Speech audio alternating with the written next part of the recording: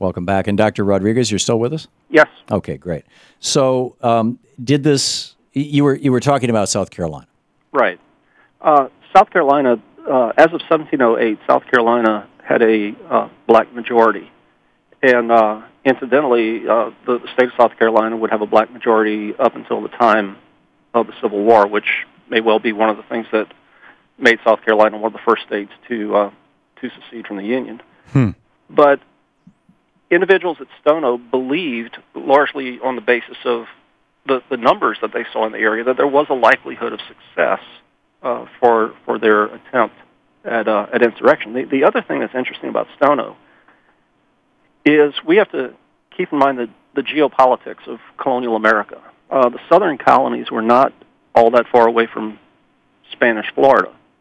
And what Spanish officials were often doing is trying to encourage slaves from the English colonies to depart, to basically leave South Carolina or Georgia, go down into Florida, and they were promised freedom if they would make it to San Antonio. Not San Antonio, to St. Augustine. Mm-hmm. And so one of the things that happens is you have this sense of an outlet.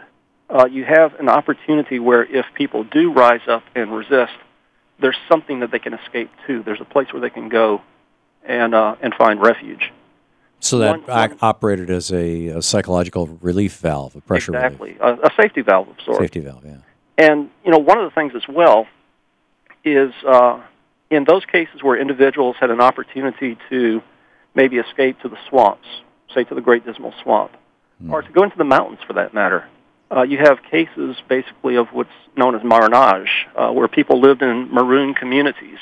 They established themselves, and in many cases they recreated a model of African village society and lived on their own, really on the edge of plantation society. And we do find evidence of this in some of the areas. There are places in North Carolina, for example, where we find individuals of African descent who probably are the descendants of individuals who would have escaped into the mountains during the colonial period. Wow. And so instead of having a lineage of slavery, they had a lineage of basically family and tribe on a different continent. Correct. Did they maintain their language, their African languages?